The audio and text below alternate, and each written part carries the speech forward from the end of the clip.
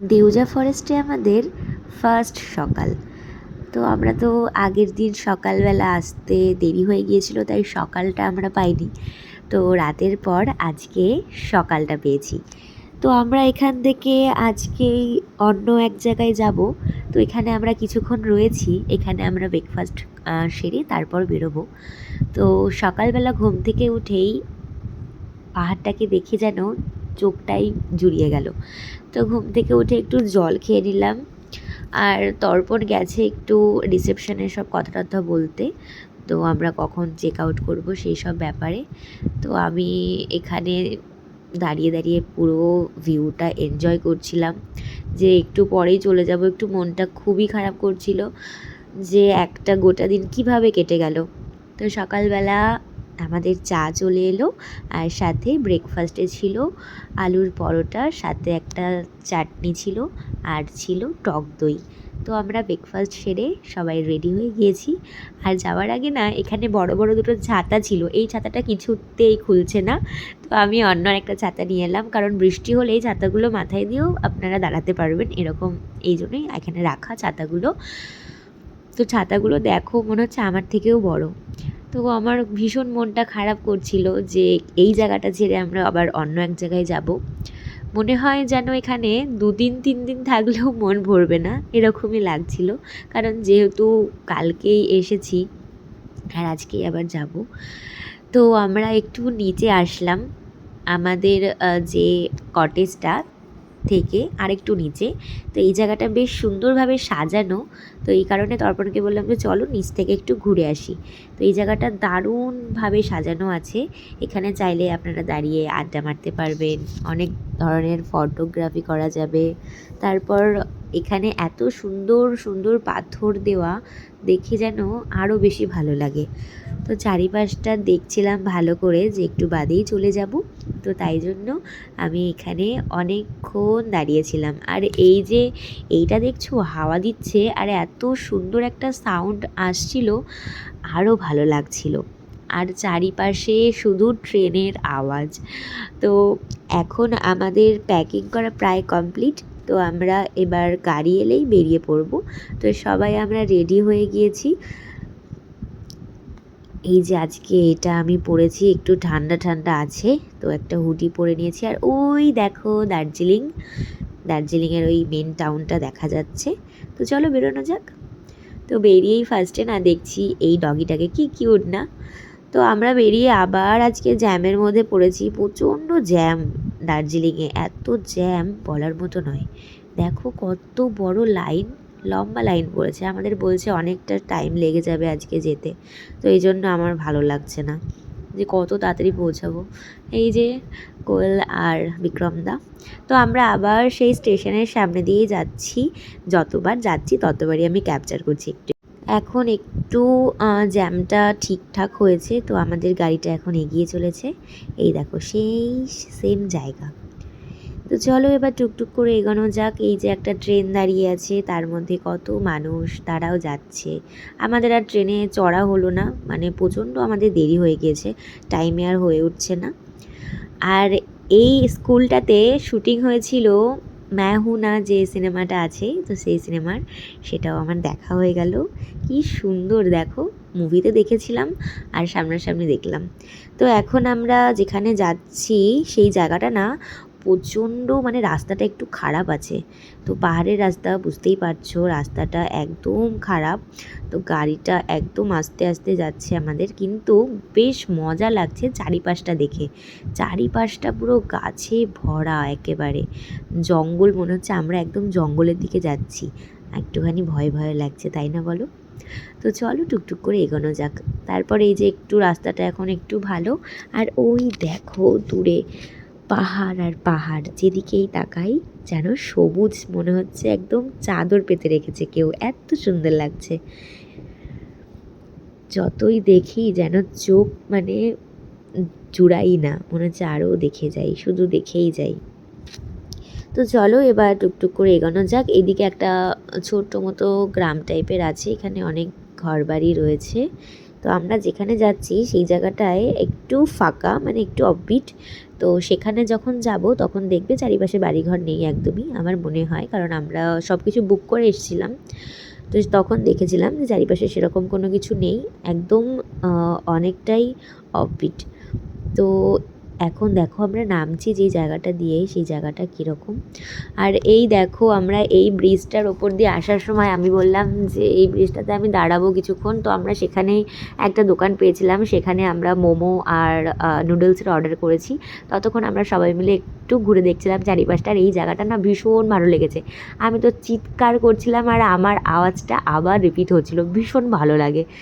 তো মনে হচ্ছে যে পাহাড়েই আমি থেকে যাই, আমি আর বাড়ি যাব না, এত ভালো লাগছিল। দেখো চারিপাশটা কত সুন্দর, আর নিচ দিয়ে নদী বয়ে যাচ্ছে, ওইটা রঙ্গিত রিভার। তো আমি আর তর্পণ দুজনা মিলে এখন মনে হচ্ছে এই গানটাই করতে, চলো না ঘুরে আসি অজানাতে। আর দেখো কত সুন্দর জল বয়ে যাচ্ছে, কি ভালো যে লাগছে। এই যে আমাদের খাওয়া দাওয়া কমপ্লিট, তো এখন আবার আমরা গাড়িতে উঠে গিয়েছি আর এখন টুকটুক করে আমরা এখন পৌঁছাবো। তো রাস্তাটা ভীষণই খারাপ, যত এগোচ্ছি ততই দেখছি রাস্তাটা খুবই মানে খারাপ। আর চারিপাশটা একদম দেখো, পাশটা পুরো একদম খাদ, ভয়ই লাগছে, একদম সরু রাস্তা। যাই হোক, বেশ ভালো লাগছে, বোঝাই যাচ্ছে আমরা যেখানে যাচ্ছি সেই জায়গাটা ফুল অফ বিট। তো চলো এবার টুকটুক করে এগোনো যাক। যত এগোচ্ছি রাস্তা তত খারাপ, বাপ রে বাপ, কী যে ঝাঁকানি হচ্ছে গাড়ির মধ্যে বসে বসে। তো ফাইনালি আমরা পৌঁছে গিয়েছি, এইটার নাম ধরতি দ্য গ্ল্যাম্পিং হ্যাভেন দার্জিলিং। এটা দার্জিলিং থেকে 2 ঘন্টা দূরে বিজনবাড়ি ব্লকের একটি ছোট্ট গ্রামে অবস্থিত। এই জায়গাটি ভ্রমণকারীদের জন্য অনন্য অভিজ্ঞতার প্রতিশ্রুতি দেয়, যারা কেবল অন্য কোনো হোটেলের চেয়ে অন্য কিছু খুঁজছেন। আমরা তো অনেকেই চাই ব্যস্ততম জায়গা ছেড়ে একটু নির্জন জায়গায় একটু সুন্দর মুহূর্ত কাটাতে, তো সেই জন্য এটি পারফেক্ট স্থান। এখানে মোটামুটি সমস্ত রকম সুযোগ সুবিধা আছে। এখানে বড় বড় দুটো টেন্ট আছে, আমরা সেই দুটো টেন্টই বুক করেছি। তো একটা কোয়েলদের আর একটা আমাদের। চলো তোমাদেরকে পুরোটা ঘুরে দেখাই। আর সাথে রয়েছে একটা সুন্দর সুইমিং পুলে নেমে তুমি দার্জিলিংয়ের পাহাড়টা অনুভব করতে পারবে। ওই যে দুটো পরপর টেন্ট, ওইটাই আমাদের, দুটোই ছিল লাক্সারি টেন্ট।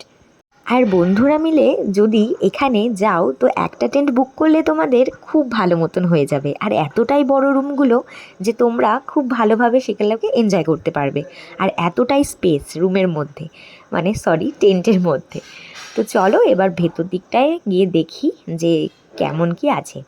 তো আমরা তো সমস্তটাই বুক করেই এসেছি, তোমাদেরকে আগেও বললাম যে আমরা দার্জিলিংয়ে যেখানে যেখানে আমরা থাকবো সবগুলোই আমাদের আগে থেকেই বুক করা, কারণ কোনটা পাবো না। তো সেই মতোই আমরা অনেক দিন ধরে প্ল্যান করে করে তারপর সমস্ত কিছু বুক করেছি।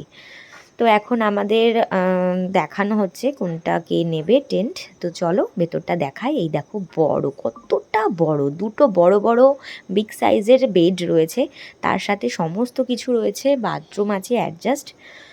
তো আমি আবার একটু বাইরে এলাম, ওরা রুম ক্লিন করছে। এই নাও তোমার জন্য একটু ফুল। তো এবার চলো একটু বরটাকে একটু ফুল দিয়ে আসি। এখানে এত সুন্দর ঘাসের ওপরে ফুল ফুটে রয়েছে না, দেখে খুব ভালো লাগে। আমি অনেকগুলো কালারের ফুল পেয়েছি, তো তাই দর্পণকে দিলাম। আর এই যে এখানে ভেতরে রিসেপশন প্লাস এখানে ডাইনিং এরিয়া। তো এখন আমরা একটু খাওয়া দাওয়া করব। আমরা আসার পর একদম খুব টায়ার্ড লাগছে, কারণ অনেকটা রাস্তা এসেছি আর তার মধ্যে রাস্তাটা ছিল প্রচণ্ড মানে খারাপ। তো এই কারণে, আর এই দেখো এই কিউট বেবিটাকে, তারপর আমি ওকে একটু আদরও করে দিলাম। তো এখন আমরা খাওয়া দাওয়া করব।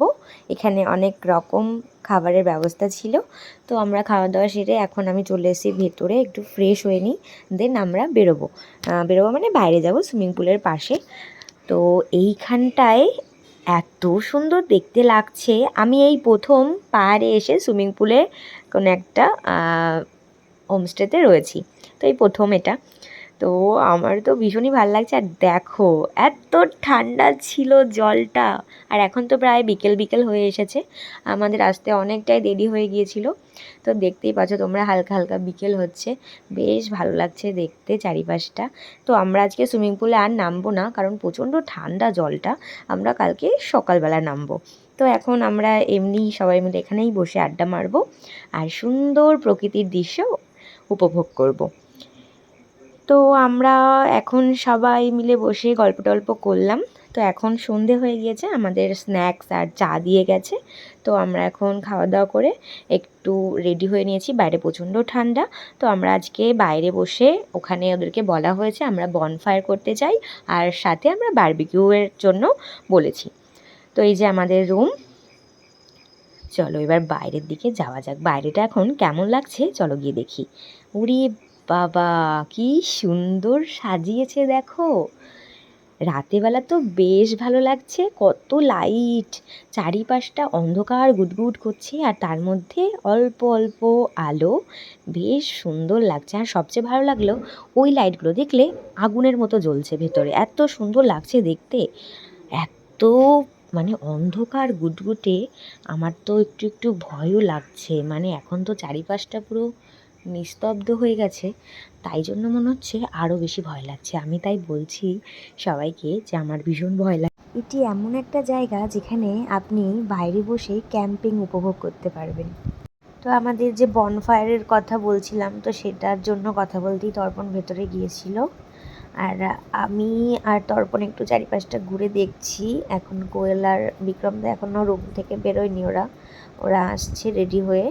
বাইরে বেশ মোটামুটি ঠান্ডা আছে এখন, কিন্তু এইগুলো দেখো কি সুন্দর লাগছে। সব পর্দাগুলোকে এখানে মনে হয় ওরা কেচে টেচে এখানে মনে হয় শুকায়, আর মাঝখান দিক সুন্দরভাবে টুনি লাইট লাগিয়ে দিয়েছে। বেশ জায়গাটা বেশ ভালো লাগছে দেখে, মনে হচ্ছে একটা ভিডিও বা ফটো তোলার জায়গা এরকম লাগছে।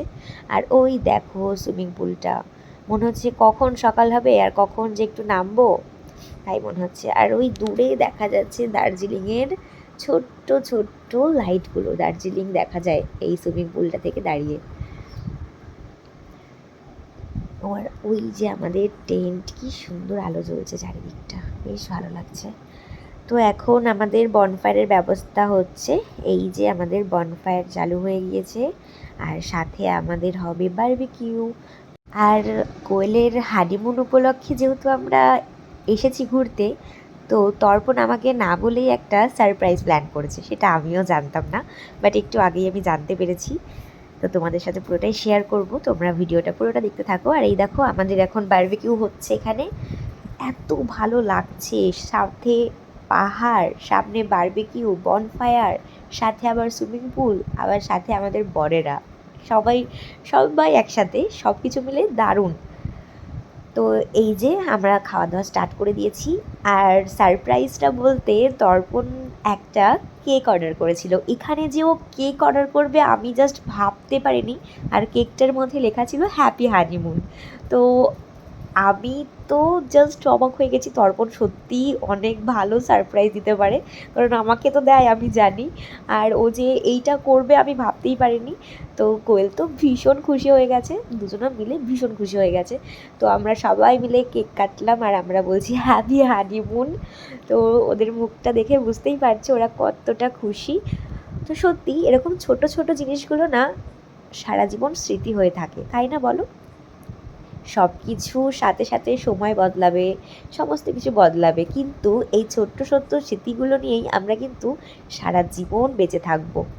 তো অনেকটা সুন্দর মুহূর্ত কাটালাম, আর এখন আমরা আমাদের টেন্টে ফিরে যাচ্ছি।